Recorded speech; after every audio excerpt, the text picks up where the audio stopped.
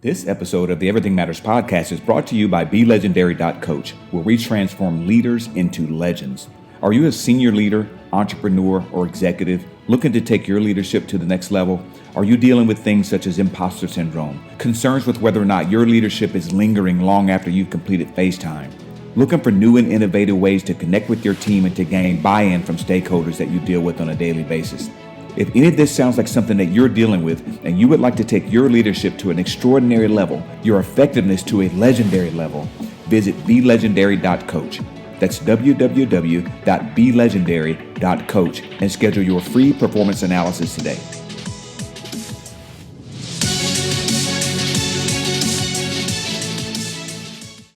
Do you ever wonder exactly what it is that makes us become who we become in life? What is at the root cause of how we end up responding to events that take place, even after we've done so much self-work to help curtail those behaviors that we don't so much love about ourselves? Hello, I'm Bradford Speaks. I'm the host of the Everything Matters podcast, also founder and CEO of BeLegendary.coach, where we help high-performing leaders create and live extraordinary lives. Today's guest is a great and truly admired friend of mine, Dr. Maiysha Clairborne. Dr. Maiysha is a born healer. She's always been this way. She heals in so many different ways. She's an integrative family physician, a master practitioner and trainer of Neurolinguistic programming and timeline therapy. That's a mouthful. She's also the founder of the Mind Remapping Academy, which is an Atlanta-based consulting firm that provides custom physician-led, trauma-informed communications training for parents, educators, healthcare professionals, and higher education institutions. Maiysha is also a graduate of Emory University and Morehouse School of Medicine. In this episode, Dr. Maiysha shares chilling details of her personal struggles as a child and even going up into adulthood, and how she's learned to leverage and utilize her community to powerfully deal with the traumas that were imposed upon her life through life's happenings. She also shares her passion and commitment for helping others to develop keen communication skills and growth mindset tools that heal, transform, and empower. Please join me in welcoming Dr. Maiysha Clairborne to the Everything Matters podcast. Doc, let's get it popping.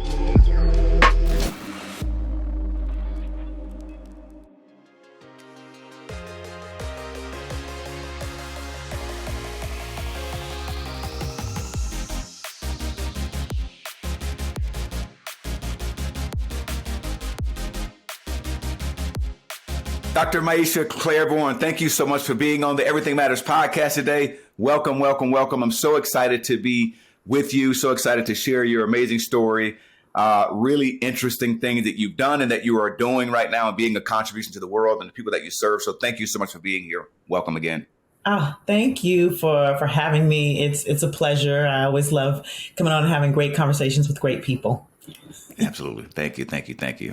I guess you called me a great person right there. So thank you for that. I appreciate the compliment. I thought that, didn't you? All right. So Maiysha, I want to give you an opportunity to just create who you are for the audience. It's our first time having a conversation on my podcast. And I know you have your own podcast as well. They have the Black Mind Garden podcast. So if anybody likes podcasts, go out and follow Dr. Maiysha over there. She's all over TikTok everywhere as well. Some really cool videos she does with her son. A lot of focus around NLP. We're going to get into all that stuff. But tell us who you are, where you're from, where you grew up, how you grew up, what things got you going in life, just give us some background of who you are, if you will. Well, it was a dark and stormy night in 1975. I love it. Great story. Just kidding. No, I mean, so I was born in Tucson, Arizona. Okay. Was transplanted over to Nashville, Tennessee, just in terms of like where I'm from, my background. My mom, my dad, they went to Meharry Dental and Medical College. So my parents are retired in the health profession. So then me being a physician was probably in the cards, even though I'd like to say that it came from my own decision. Really, I was probably influenced just a little bit. But yeah, I grew up a lot of different places around the country just by nature of the path of my parents. I grew up a little bit in New York. My parents split when I was young. We moved to Alabama, then to Colorado. So you can kind of get that I've been around, and that was sort of growing up. And so I think that most people ask me, when did I know that I wanted to be a doctor? That's the most common question that I get. And it was eighth grade. And it was not some type of pivotal experience that happened. It was just a writing assignment. And I was asked to write to a college. And I wrote to Emory University School of Medicine. And they wrote me back and they said, oh, we'd love to bring you over to our campus. And I thought, oh, I guess I'm going to be a doctor. So it was just an interesting, like it felt like it was random, but I don't believe in random. I don't believe in coincidences. My path, the way my path has taken me, the way I've grown up, is all been in service to who I am now and my story and my path. Now. So I have always been interested in the mind. I've always been interested in why we do the things we do. And I think that's primarily because if I call back to my childhood, I grew up in a home with domestic violence. And I watched that and I witnessed that for many, many years, over 10 years. And, fortunately, my mother was able to come out of that situation. And, she's now happily married and living her best life. But that but that impacted me, right? That impacted me. And it made me want to understand, like, why do people do the things they do? Why did these things happen? What is the pathology behind that? So I went to Emory University undergraduate. I started out I was always pre-med, but I started out as a chemistry major and quickly found out that I was not going to major in chemistry when I got to organic chemistry. And I was like, no, this is not, not live too much, huh? My college days doing this mess. So psychology was I took Psych 101 and I was just in love because it really was giving me this space of understanding about myself and about the people around me and behavior. So I almost went down that path of therapy, clinical psychology and therapy, but I just love the body. And I thought, you know what? My path is still medical school. So I ended up applying to Morehouse School of Medicine, getting in early decision. And I'm an interesting person from the standpoint of, I was very interested in the alternative or the holistic or the integrative, even as I applied to medical school. And so I was in medical school studying all the stuff that I needed to study for medical school at the same time studying traditional Chinese medicine texts, studying aromatherapy, studying, I was a Reiki master before I was in medical school. So I was like just doing this sort of dual study back in the day, right? Practicing Reiki on my classmates kind of thing. Like if people saw me, people who know me now could see it, but I couldn't see it. I was like, this is just the way, this is what I'm interested in. So graduated from medical school, went to Florida Hospital, went into a family medicine residency program, always knowing that my path would be different, always knowing that I wasn't going the traditional path of medicine. Even my mentors who were very evidence-based knew that about me. And finally came out and decided, you know what, I'm not going to join a traditional practice. I want to, start my own practice. Now that's a whole story in itself. And you may be coming to that, but I'll just say my first practice that I started failed. So I'm going to put a pin in that. I'll tell the punchline, which is I did end up having a practice for 10 years, but the very first practice I started failed. So, this just the world of like how I approach life is a bit different. And I think my mom, who was the OG entrepreneur, she actually had a dental practice, and I worked inside of that practice as an 8th grader, 9th grader, all through high school. I worked inside of as a dental assistant. So I got to see my mom doing that. And then my dad's more traditional in medicine. He had a job and worked for 30 something years. And there was a valuable aspect to that as well. And that stability and some of the financial lessons that he taught me. And so, I got the best of both worlds, really. Yeah, big mix right there, big mix of things. So I want to back up a little bit. You covered a ton right there. And, so what do you call home? Tennessee? I heard Arizona. I heard New York. I mean, what do you consider to be home? Where's your heart? Atlanta? Atlanta. I've been here for 20 something years. Okay. Home Yeah. is wherever. One of Morehouse School of Medicine. Home Yeah. is, it's where family is. It's where, home is really subjective. Yeah. People Yeah, for ask me sure. where I grew up, and I'm like, well, Yeah, you got one of those answers. I've seen many of those answers across people I've met across my life. It's like, well, let's see. Yeah, I thought so. Yeah, it can be home is where the heart is what I always say, right? And yes. for me, it's where my children are. And though you don't may always live right there, but you always that's home. That's where the people that you love and care That's about right. typically That's reside. right. So you got inspired 8th grade. You send this letter to Emory, and they say, "Oh yeah, we love that," which is crazy to me. That happens at that young of an age, but I guess it does. I've never been someone who chased a medicine career, but I know I was always an athlete, so I knew football players who were getting interest at 8th, 9th grade, from colleges. So I could see that being being something that would happen. So you went down, thought about doing clinical psychology and really going down that path. I, like you, I'm also interested in why people do the things that they do. So when you were seeing some of the things that were happening at home, right? The abusive thing that you mentioned that your mom had to deal with, and what was that like for you as a child? I got wanting to understand why people do what they do, what drives certain behaviors. What was it like for you as a child, and what kind of decisions did you make, and what did you say other than I want to figure this out and why people do what they do? What else? What was the experience like for you? Well,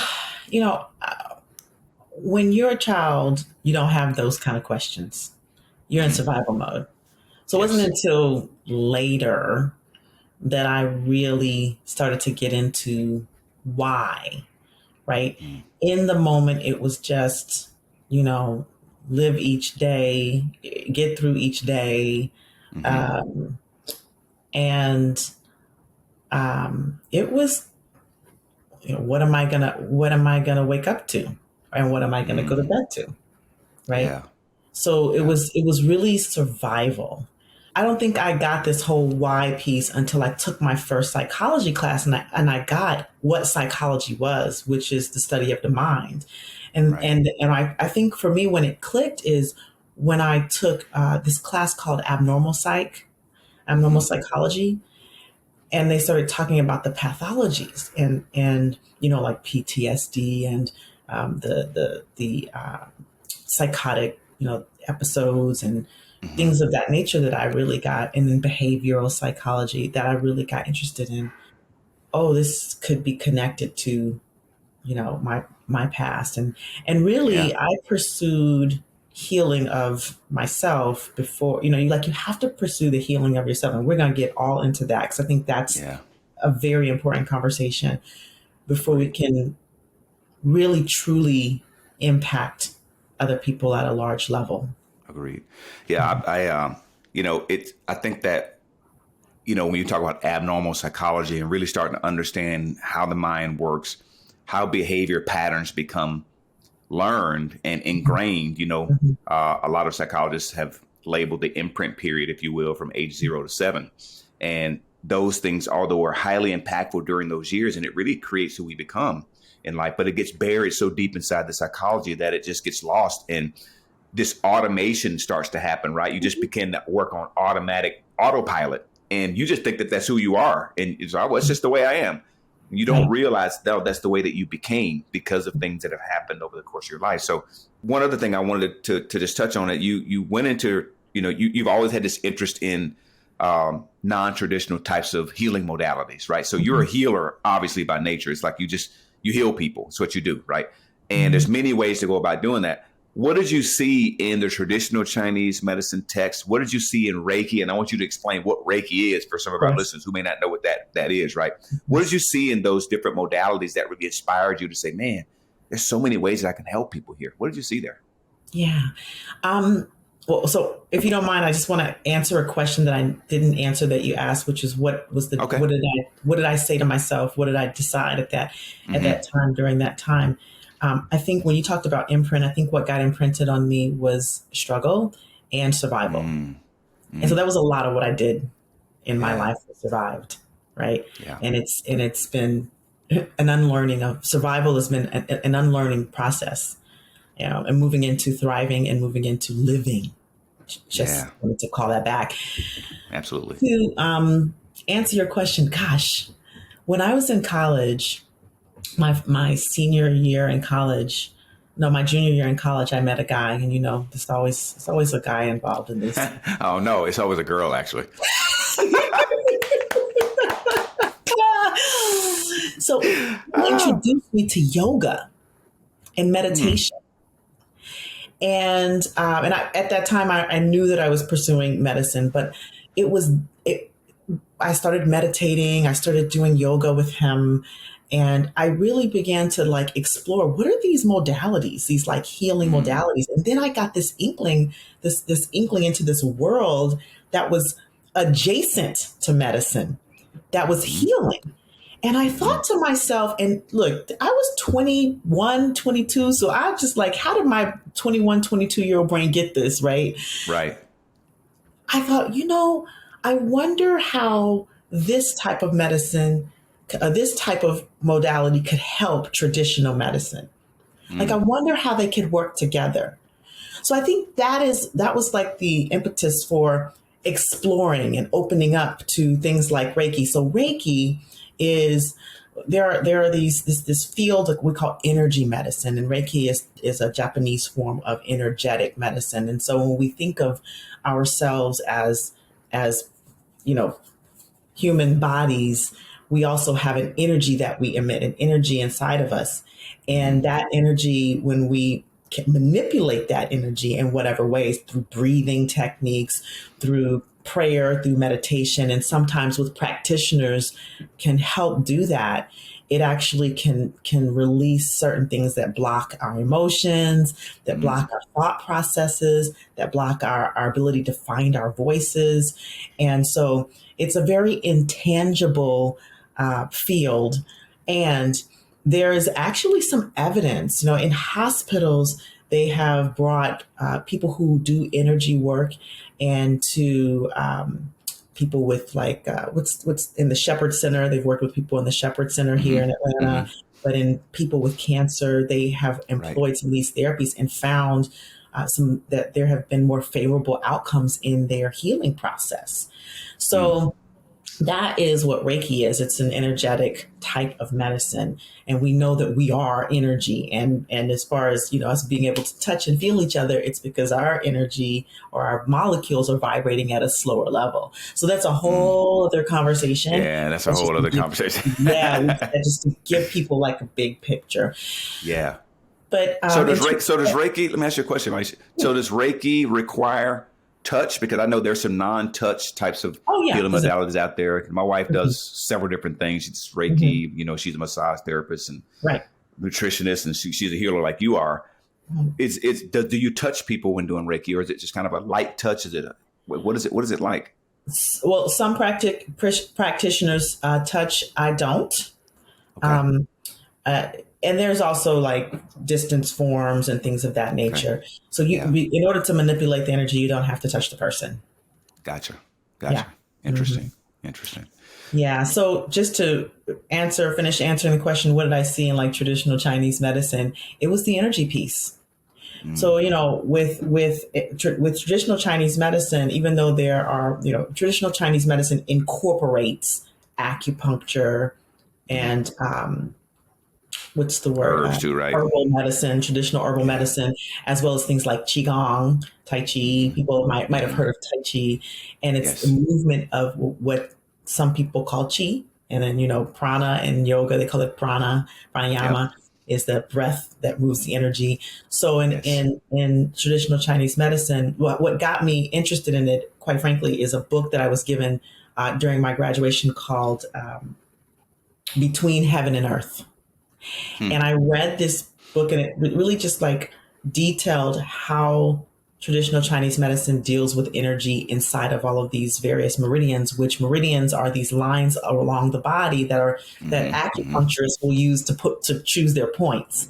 And because Right. I was already into energy work, it really appealed to me. It was like a bridge. And that's how I initially got into it. Yeah. That's amazing. Amazing. As you mentioned meridians, one of the things that I've done a lot of different types of research and gone pretty deep down the rabbit hole on a lot of different things too. the Earth actually has meridians. Yes. Has energy meridians. The Earth is a magnification of really it's a bigger body, right? Is what it is.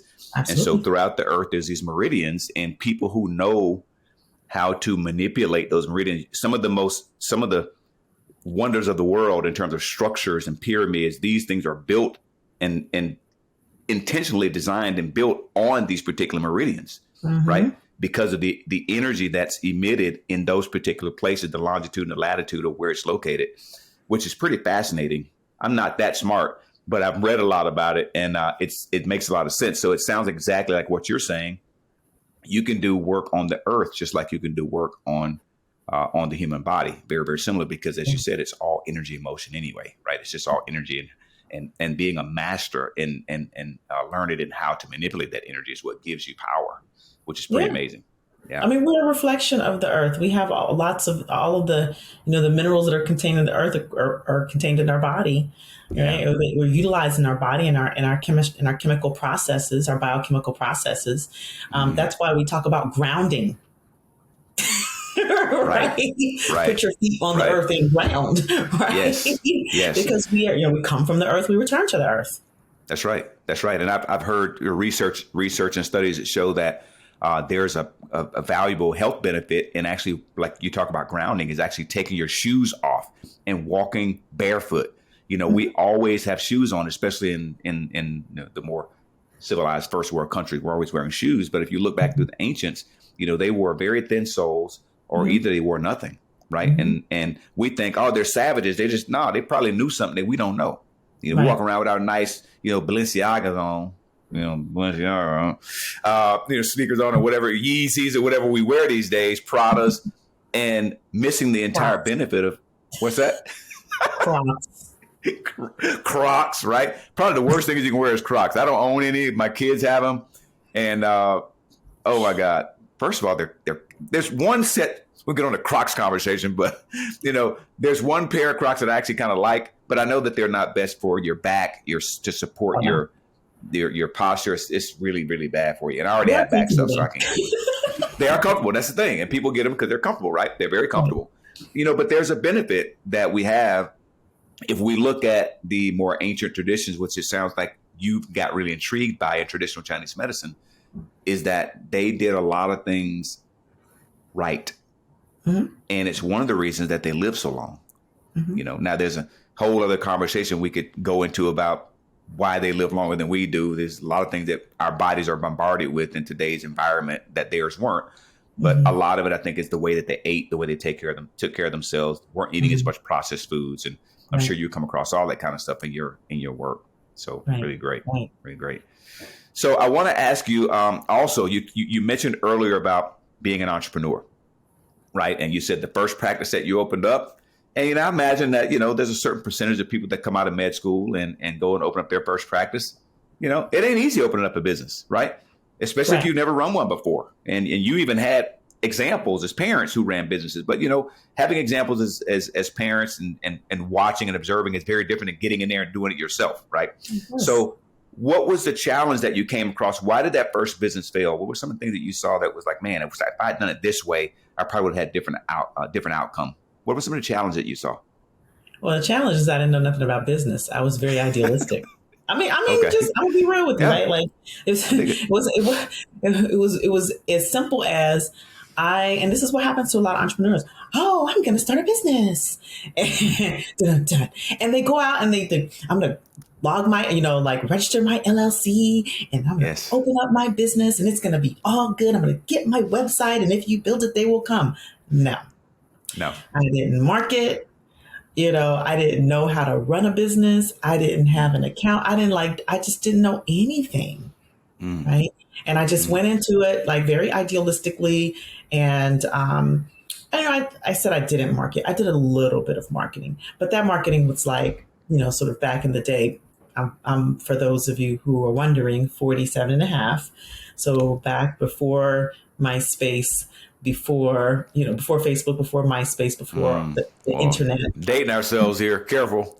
The way we marketed was the yellow pages. Ooh, you mean that book that we used to have? Are you the book? You're talking about, whoa. Whoa. The way we marketed it was what we call pounding the pavement. That means driving down the street, knocking on businesses' doors, introducing yourself. Handing out Hi, I'm flyers. Yeah. Maiysha Clairborne. Here's my flyer. Can we have lunch sometimes? That's like true networking. So, I did a little bit of that. I didn't do enough of it, speaking at, different events, speaking at, for different practices and, things of that nature. Right. But I just didn't know enough. I didn't have enough, I think, money kind of put away to sort of source myself. And I pivoted too quickly. I mean, there were a lot of different things that I just didn't know. Yeah. And my practice failed very fast. I mean, they say you should fail forward and fail fast. But I failed very fast. You did that, right? Very, very quickly. Like 3 to 6 months. And I was like, ooh, what's this? It's not going to work. Right. Yeah. But I saw it as an opportunity to say, well, what was missing? Like, I just went back to work. And I thought, well, okay, I guess I'm gonna have to start from the drawing board, right? Start from the drawing board to see what is it that was not there that I need to learn, because I was determined I was going to have my own practice. I just needed to do it the right way the next time. Yeah, I dig it. So you went back to, I guess when you say going back to the drawing board, that means you went back to into a hospital setting, or what did you do next after that failed? Yeah, I started doing what's called locums tenens, which is it's basically contract work for physicians, like what a substitute teacher is. Yeah. But I subbed into offices for doctors. Gotcha. And I did that work with larger organizations, with smaller practices. I even went to New Zealand for 6 months and did an assignment there. It was wonderful, and that helped me to not only learn the different types of practices that were happening, learn administration, be able to see sort of the back end of practices and how they were run, learn some of the way people ran their businesses, from the small business to the large business, so that I could choose how I wanted to run my practice and then actually have a business plan. Yeah. So the business plan was one of the things was missing, huh? You having a clear plan and a strategy. Correct. Clear business plan and marketing strategy. Those were the two big things that I found was missing in retrospect. That's awesome. So you did locum tenens for, how long did you do that? And then you went back and opened your own practice again? You went at it again a second time? Yeah, I actually started doing locums tenens in 2005. Okay. And then I came back to open my practice in 2007. But what I did this time that I didn't do the last time is I kept working my part-time locums tenens while growing my practice. So I would work 3 days a week and 2 days a week in my practice, 3 days a week in locum tenens, so I could source myself, right? And then, I grew the practice over the next 5 years. And in 5 years, I was able to leave that part-time and go full-time in my practice. Gotcha. So, one of the things that's different, Maiysha, with, traditional, like Chinese medicine, and some of the other modalities, the more ancient and, types of healing modalities, is the pharmaceutical piece. So I wanted to just touch on that, sort of get your thoughts around that piece. I'm one that always tries to heal myself naturally. I'll do herbs, I'll do all kinds of things to avoid taking medicines, because, you may get the temporary relief, but the long-term effects maybe on your liver and maybe some of your other organs are huge. Where do you stand on, when you are prescribing someone, like, where do you stand on pharmaceuticals versus more natural types of remedies? I believe each has their place. I don't think that pharmaceuticals are all bad. I think pharmaceutical companies are exploitive, but I don't think that all pharmaceuticals are bad. And I think that some people lean on nutraceuticals, we call them nutraceuticals, so much so that they can become pharmaceutical-like. So as in my practice, when I was doing that aspect, because, there was a large part of my practice that focused on mind body. It's a large part of my practice, which is kind of how I ended up shifting out of clinical medicine and how I ended up shifting over into the NLP and the coaching piece, right? But there was a large part of my practice that when we talked about this physical healing piece as if it's separate from the rest, food as medicine, and the stress component, the mind stress component. And people would come to me like, oh, I want to get off my blood pressure medicines and take all herbs. And I would have to explain to them that when you take too many herbs, you have to still consider herb interactions.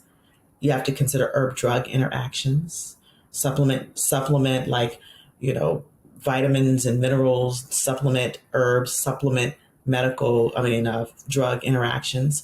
Yeah. So it's not like just because you go and you take an herbal or some type of nutraceutical that it doesn't have side effects. It does. Because guess what? A lot of these pharmaceuticals are like derived out of natural medicines. That's right. Right. So, how was penicillin discovered? It was mold, bread mold. Wow, really? Yes. That's crazy. Yeah, absolutely. So we have to be mindful in that binary thinking, like it's this or that.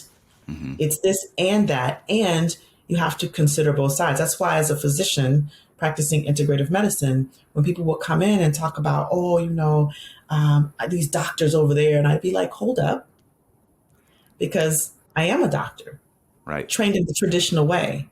Right. I just have a lot more knowledge. Well, you're not like those people over there. Well, that sounds very familiar.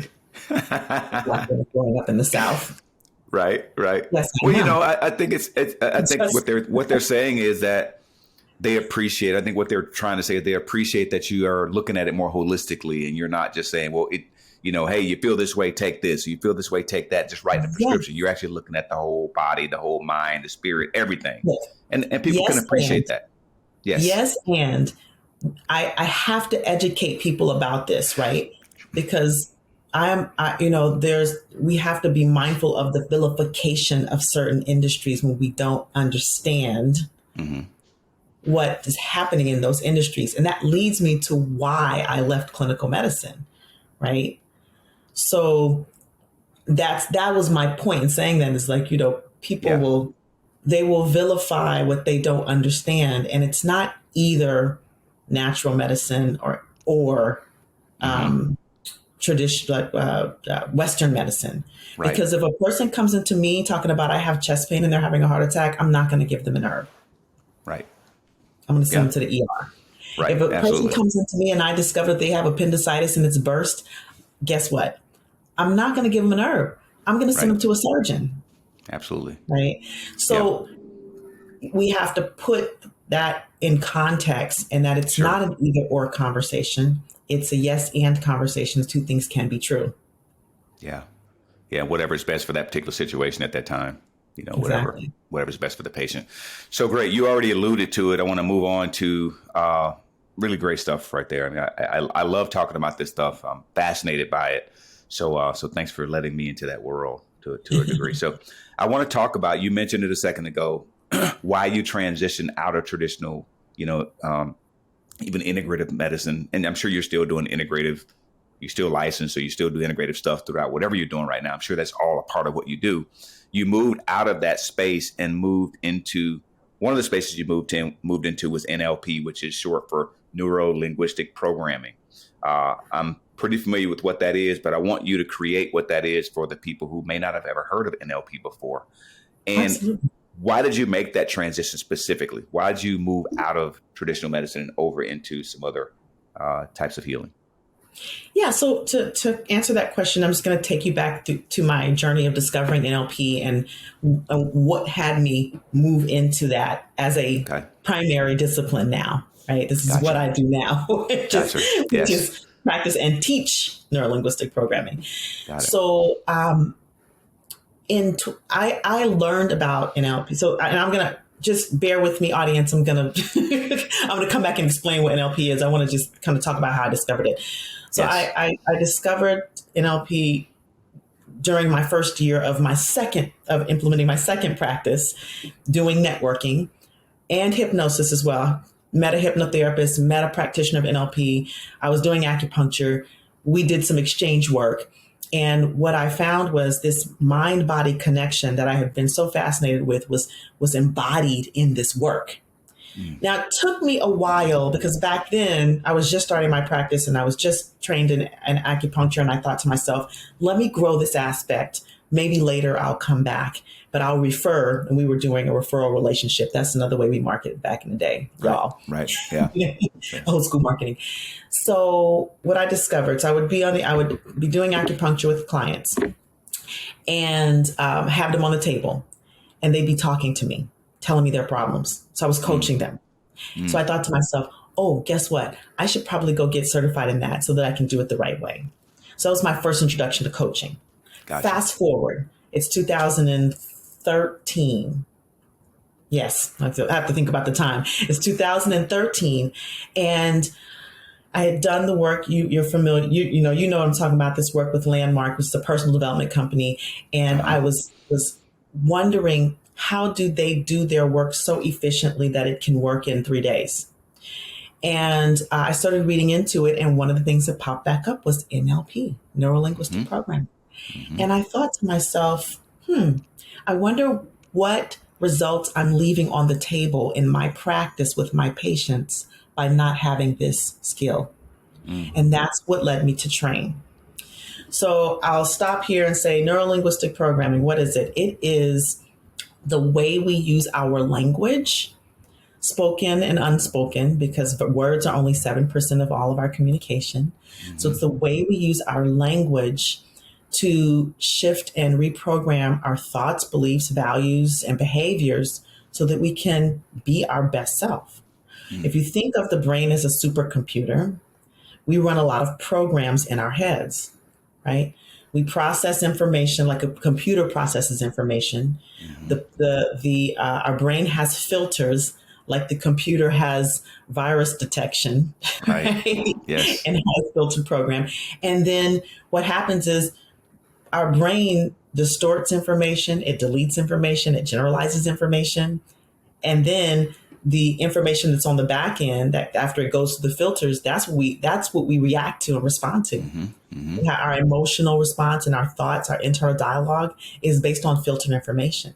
Yes. And so what neurolinguistic programming serves to do is to be able to expand, manipulate the filters that we can manipulate. We can't change the past experience. Right. We can't change our memories, although we can change the way we see our memories. Right.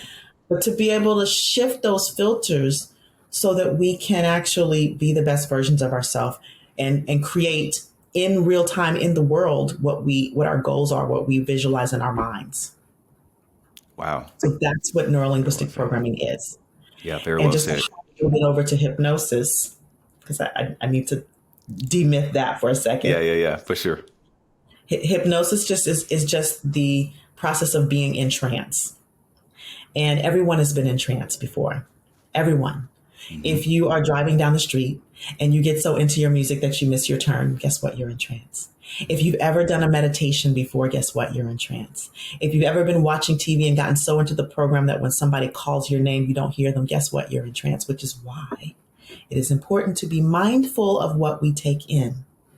Because the process of being in trance opens us up to being more suggestible. And by the way, we're all suggestible. It's just, what are we suggestible to? Right. So combined neurolinguistic programming and hypnosis gives us the power to be at the source of our thoughts, of our emotions, and of our speaking and communication with others, and expands our capacity to communicate effectively with other people. Wow. It's very powerful and fun thing to know. Yeah, it's powerful, man. It is. It's beautiful. I love the way that you described that and broke it down for us. The filters that you talk about, they're so powerful. And the coaching piece comes into, from my point of view, and I'm sure you'll agree, the coaching piece becomes so valuable when you're able to help people see those filters. Absolutely. Because you can't deal with what you can't see. That's right. You can't do anything with it. And most of us are going through life these filters are there. We don't know that they're there. We don't know how they're working in our life and how they're disempowering us and how they're having us not get what we want for ourselves in our lives. But when you can actually see it for yourself, like I can tell you it's there, Maiysha. Maiysha, can't you see this? Don't you see it? But until Maiysha sees it, it's not going to change. Nothing's going to shift. And being able to use language in a powerful way to help people come to that conclusion on their own, I think it's a brilliant practice. I'm also certified in NLP. I haven't practiced it as much as you have, and you and I have talked about me maybe getting recertified. I think it's a brilliant way to really empower people and help them to move to the next level. Absolutely. I love it. I love it. Thanks for that. It is. And what it does, and you said something really great, it brings the unconscious conscious. Yes. Right. Through the use of language, through listening. Listening. It's a great expansion of the listening so that you can have that flexibility of communication. Yes. Yes. And the listening piece, I was going to actually talk, I was going to mention that and I forgot. The listening piece is so huge. And, that's the filtering, right? You talked about how many bits of information? I think it's like 11 million bits or something like that. Information. Yes. Is it per second? Per second. 11 million bits of information coming at us per second. Our brain can only handle 134 bits per second, not million, 134 bits per second. So 134. I mean, we're running on a DOS. We're running on a DOS program. Our brain's on a DOS program, and we're in like Windows 85. That's right. That's right. No way. OS 205. Right. I mean, seriously. In your TED talk, you talked about you used the analogy of marbles. Like yes. you got 11 million marbles coming down out of the sky at you, and you can only hold 134. That's what your brain can do. And you can't. I mean, like. And all this stuff's happening around you, and it's all influence. It's having an impact, but you just can't see it. So if you can filter that down and take that 134, it's okay to have the 134. Mm-hmm. It's okay. But if you can actually see that 134 in an empowering context in the right way, what can you do with that? Right. Right. And all the other, 11,000, whatever there's out there that you don't catch, it's okay. Right. It's totally okay. Right. And the other thing that's super powerful about that is knowing that you're missing stuff. Whatever 134 that you're holding and the story that you're telling yourself because of the 134 that you're holding, you could be like, wait, what am I missing? Yeah. Let's see. Let's pick a marble off the ground. Mm-hmm. Oh, I didn't see that before, right? Mm-hmm. And you can begin to choose the information a little bit more. It's like when you said 11 million marbles falling from the sky, I thought about the Matrix. Yeah, I know. Exactly. Yeah, it does. It's exactly what you think about. Start picking these marbles out. Oh, no, I don't want this marble. Let me put this back. Let me take this marble right here. This is more empowering for me. Yes. Because the truth is we're making it all up anyway. Making it all up. It's all stories. And being able to clarify that, right? You talk about, being able to choose. The power to choose the marbles that you want. You can't choose what you can't see, first of all. That's right. So to be able to choose and see things as not necessarily something that's negative, but as an opportunity, right? You've got to be able to recognize and distinguish. That's actually an opportunity right there that I didn't see before. Mm-hmm. What if I could? Can I choose that? Yeah.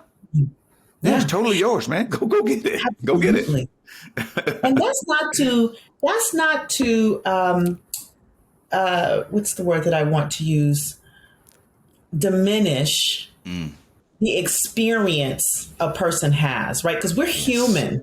So absolutely. Emotion is a normal, natural thing. That's what we say in NLP, right? Like all emotions are a normal, natural thing and serve a purpose.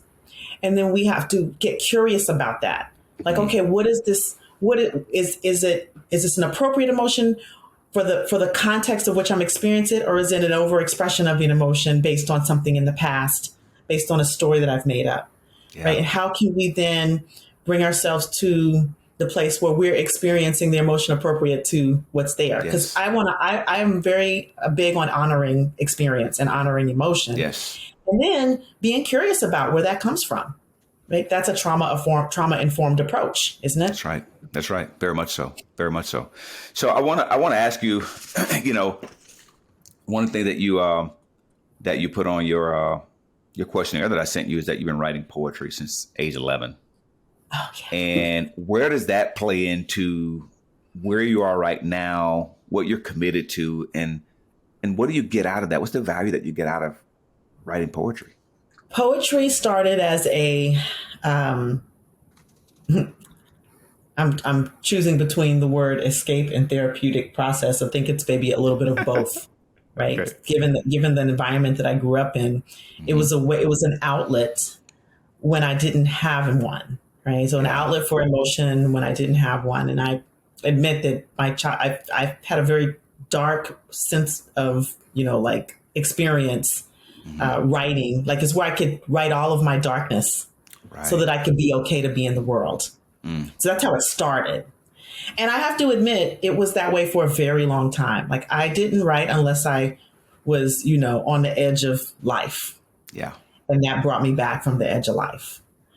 And so when I started doing my healing work, I started writing less because I wasn't feeling the extreme of those emotions as much.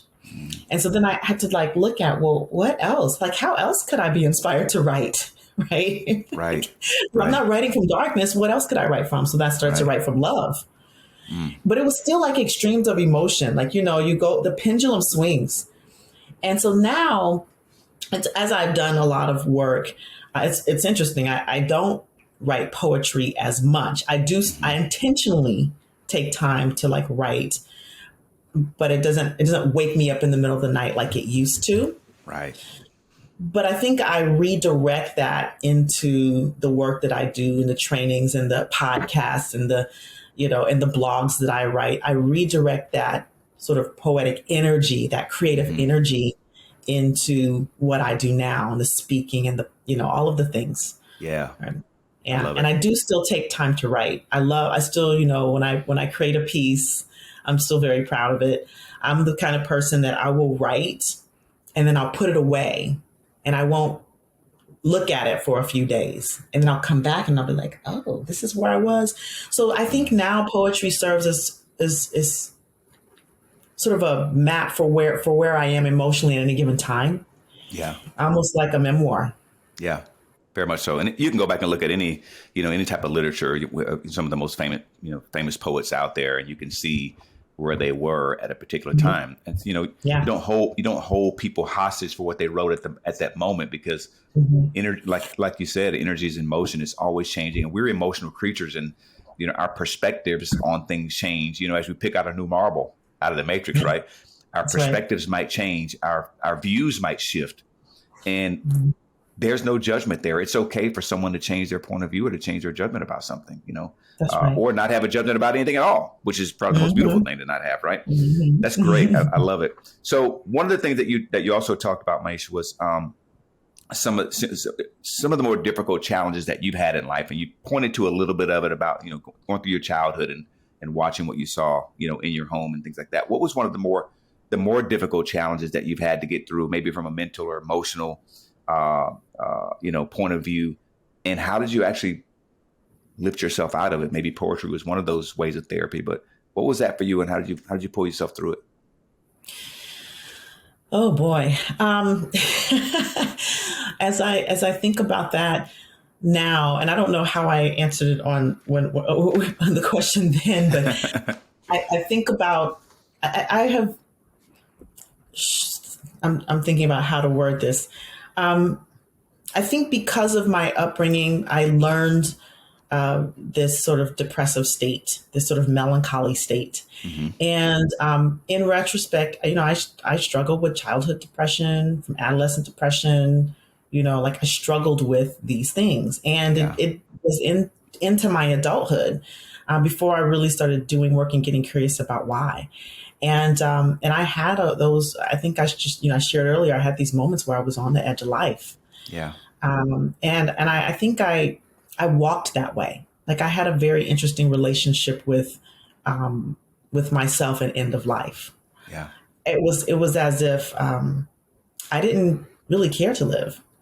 And nobody would be able to see that about me on the outside, because I fully participated in life. But, when I went home, it was just like, if I didn't wake up the next day, It wouldn't have mattered to me. Right. Wow. Yeah. And so I had to get curious about that. And I will admit that it's something that is, that I have continued to be curious about, although I don't have that state so much anymore. Right. You know, it's an ongoing journey. These things come and go. But what has helped me is to be in communication about it. What has helped me is to not be in my head about it. To continue to do the work that I do with neurolinguistic programming, to teach it, because to teach it is to deepen the understanding for myself about myself. Right. To know that I still have this impact in the world. Of course, my son, but also I learned that I do a lot for people, but I had been, up until a couple of years ago, I had been neglecting my own self, like not reaching out and having a person for emotional well-being specifically for me that I could just talk to about everything that was running through my head. Yeah. That was harmful. It was harming me. And I didn't realize it until the pandemic happened. Like, that's when the wave of thoughts started to happen again. And I was like, oh, this is not good. But I need to engage somebody. Yeah. And so, if I'm being, perfectly honest, that has been probably the best thing for me. I did therapy when I was in medical school, and that was probably one of the best moves of my life. Yeah. And then I, went about my life, being a doctor, transitioning, building businesses, having a kid. And then the pandemic happened. It was like, bam. Yeah, I need more than that. And so having community, that people that I can pick up the phone and call when I'm in a state, and saying I'm in a state. Right. And being heard and being listened to. Yeah. Because as much as I, know about the stuff that I teach, I'm still human. I still have feelings and emotions, and I still have struggle, and honoring my own stuff, honoring my own feelings, honoring my own experiences, which I think I was not doing before. And so, that's what's helped me so awesome. Much is to create my own well-being plan. Yeah, I got that. Which sounds, it's interesting. It sounds weird when I say it out loud, because I do all the things. I do yoga. I get 8 hours of sleep. I get my quiet time. I play. I mean, when I talk of play, like I, meet up with mom friends. Me and my son play together. I mean, like, we have this really good life, but there's this part that I had been neglecting that I didn't realize was so important for me to be able to just like honor my feelings and not have somebody try to fix me about it. Right. Yeah, I dig that 100%. And right now here on the air, I want to offer myself as a committed listener for you. If you ever find yourself in a space like that, please feel free to pick the phone up and call me. I'll be there for you. All right. I appreciate that. You got it. And as you share that, it brings me, I was thinking about a story that I just learned about here recently. I was at my college homecoming and talking to one of my old teammates, and I learned about his niece who took her own life a couple of years ago. It really disturbed me because of how he described it. You may have heard the story. It was a national story that the young lady, she was a cheerleader at Southern University, walked out into the Mississippi River and took her own life. And it was so disturbing for me because he said, dude, we didn't see any of this. And you just said it a second ago, like if you'd have met me and looked at me, you never would have noticed or known that I was dealing with what I was dealing with. And I called all my kids and I was like, man, look, y'all ever going through something, pick the phone up and call me. Just promise me that you'll pick the phone up and call me and let's talk about it. Because, and you just never know what someone's going to. And, another friend of mine, his brother took his life, earlier this year. And we were talking, he said, B, it's the strong ones, man. It's the strong ones, bro. It's the ones that look like they're strong. That's the ones we need to check in on. And I was like, so true. Absolutely. If there's one thing people should leave with today, it's that point. Check on the people who look the strongest. Check on the people who don't look like they need checking on. The ones that you say, you know what, they'll be okay. Yeah. Because those are the ones are probably the ones that are most not okay. Absolutely. Yeah. And I know his brother, for him, that was his hero. I mean, he looked up to him. That was his idol. He idolized his big brother, and it set him back a lot. So to hear you share that, it's just, wow. All right, so let's brighten it up a little bit. But these are the real things that people are dealing with in life, Yeah. and people like yourself and people like myself, we're committed to helping people to move through those things and Yeah. live a life And of we have power. to normalize these conversations a bit, because I think Absolutely. one of the reasons why we miss it is because and especially in our community, it is taboo. It is not talked about. Yes, yes, yes, yes. It's not talked about. And so I think it's important. It's become more important for me to normalize that experience so people feel like they're not alone, because then they will feel like, oh, I can reach out to someone, even if it's not your family, even if That's it's, right. even if it's just the suicide hotline, Right. Yeah. One of the things that you've done a lot in your short, young life, what is one of the, if you could point to one thing that you would say that you're most proud about, what would that one accomplishment, one achievement be for you? Oh, Lord. The one thing, well, that I'm most proud of, I think I don't know that there's like the one thing, but what I will say is that motherhood is being the kind of parent that I am. And what I mean by that is being able to use these tools that I have and infuse them into my son, and seeing his emotional flexibility develop and his communication flexibility develop lets me know that I'm doing my job as a parent. Yeah. And I think that would be like one of my big accomplishments so far. And then I think on the other side of that, just like not giving up professionally on my dream, Yeah. like Yeah. really pursuing and following my path despite what the world says about following your path, right? Especially when it's not the path of everyone else. And I think that being able to listen to my own internal guidance system, start my own practice when someone said, you can't start a cash-based integrative medicine practice, and saying, oh, yes, I can. Transitioning out of clinical medicine when people said, you can't do that. Oh, yes, I can. Teaching neurolinguistic programming, people are like, what the heck is that? And isn't that like, what people say? People say about hypnosis. Yeah, exactly. Yeah, right. That's devil. Right. Exactly. And being able to like really stand in that firmly and educate people to the point where they're like, oh, well, that sounds something like come from, oh, I don't know about that, to, oh, I would love that. That's something that I'm proud of. That's as an accomplishment, being able to just stand in my power and on my path, despite what the world has told me I could or could not do. Yeah. Because the world's going to always be right there telling you what you can't do. So I appreciate you, and I acknowledge you for proving them all wrong. You know what I'm saying? Awesome. So if you could give any advice, Maiysha, to any young people out there who might be considering a career in becoming a healer, maybe they've discovered in themselves, like, I like to help people. I want to serve other people. I want to help people be their best. And if they wanted to go into medicine, or if they wanted to go into psychology, like you work in all these spaces and you've done some deep dives into those spaces, what kind of advice would you give our youth out there who might be looking to go into one of these areas?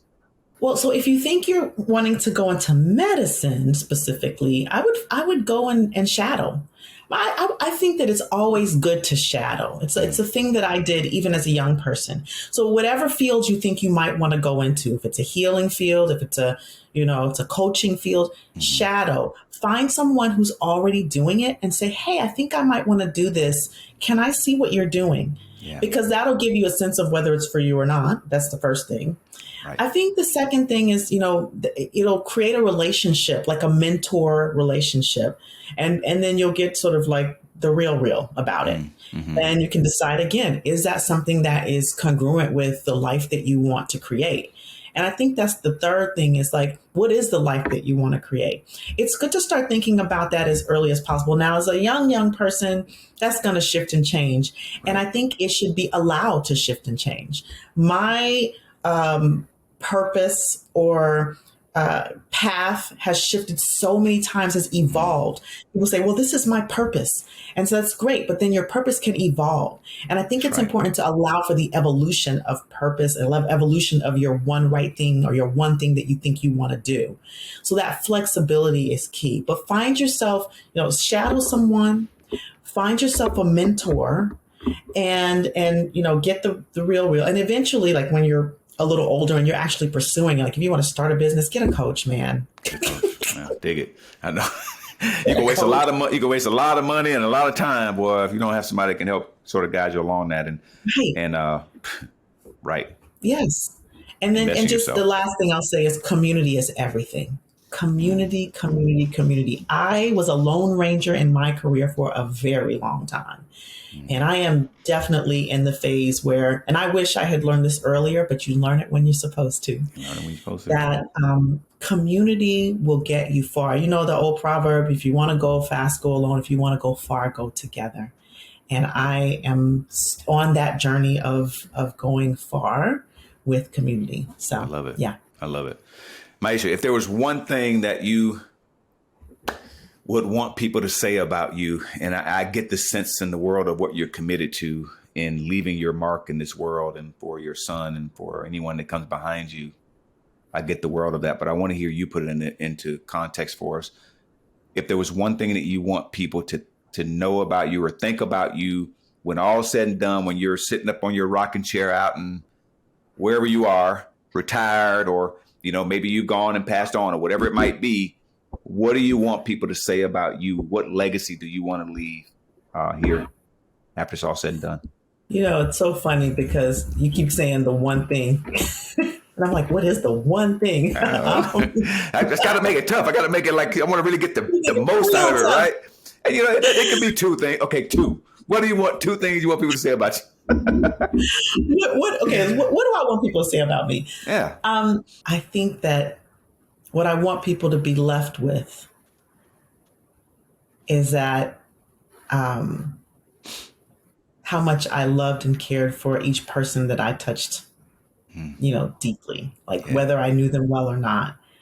I think that's the first thing. And the second thing is that I'm funny. She made me laugh. I dig it. And she listened to what I said. Yes. Right? Yes. Like I think those are the two things. It's like, I really, really love people and want to leave anyone that I come in contact with empowered and feeling like they're capable and, they're worth, they matter. Yeah. They matter in the world. Yeah, no doubt. We always look at what we want to have, right? And you have to distill that down. You got to peel the layers back on that onion to figure out, okay, so I get it. You want to have a nice home. You want to have a family. I get all of that. What are you committed to? What inside of that, what are you committed to? And when you start to really peel back the onion, I'm convinced, and I'm 99.9% of the time in talking to people, what they're committed to has nothing to do with what they want to have in life. Mm-hmm. I'm convinced that all of us want to know that we matter, that our lives matter, and that we made a difference with people, and I'm totally convinced that's what it is, because at the root, at our heart, it's about helping other people. We're community. We've lost our sense of community. Yeah. But by nature, we're tribal creatures. We're made to be that way. So right. I really love what you just created there in having people be left with feeling like they mattered and that you care, you love them deeply, and that you wanted to see them thrive. I love it. Yeah. Love it. Well, hey, Maiysha, this has been a great chat with you. How can people, we already talked about the Black Mind Garden podcast. Go follow Maiysha's podcast on Apple Podcasts, Spotify, YouTube, wherever you find podcasts, go follow her. Where else can people contact you if they want to find out more about you, learn more about your journey, about maybe how to make an appointment with you, or do business with you? How do they find you? Yeah. So if you want to learn more about the work that I do with NLP, want to potentially get trained, go to remapmymind.com. That's the easiest way to remember it. Remap, REMAP, mymind.com. if you want to connect with me on social media, it's any platform you choose, / Dr. Maiysha, DrMaiysha. So I'm on LinkedIn, I'm on Facebook, I'm on Instagram, I'm on TikTok, Twitter, not so much, not so much. I'm on there, but like you contact me, Right. you probably need to contact me on another platform Right. first. Right. You know, Elon, I'm only on Twitter so I can follow Elon Musk. You know, I'm just kidding. Oh Lord. And Kanye. I love Ye, man. I stand with Ye, man. Ye's my guy. He's my guy. You know, Ye and Elon. Hey, what's up, man? I give y'all a shout out on Everything Matters podcast. You know, but Elon, they released the Twitter files. I don't know if you've seen them. No. Yeah, the Twitter files, man. You got to go find that thread, man. The Twitter file. This is heavy. The Hunter Biden laptop is out, man. It's official. Oh my God. Anyway, Maiysha, thank you so much for coming and joining me on the podcast today. It's been a wonderful conversation. Yes. Anything else you want to share before I let you go that you didn't get a chance to express today? Yeah, I just want to thank you for bringing me on, for allowing my voice to be heard, for allowing me to share with the world and your audience, and just want to acknowledge you for what you do. You know, like it's just you like recognizes like greatness recognizes greatness. So the fact that we're together on this podcast, it means that we have work to do together. So I'm just looking forward to having you on my podcast. Hey, I'm ready, baby. I'm ready. Yeah. Let's get it done. Yeah, I appreciate you being persistent also, because I know this was a long time coming, and letting me have this wonderful conversation with you. It was a joy. Well, thank you. My pleasure, man. When you're trying to deal with people who got big lives doing big things, sometimes it takes time, but it was worth every minute that we worked through getting the emails set up and getting the text message and getting the contact, getting the questionnaire back from you. It was all worth it. It was all worth it in the end. So thank you. Thank you. Take care. We'll see you soon. Okay. I'll meet then. Bye-bye. Namaste. This is Doris Brown's baby boy. We out.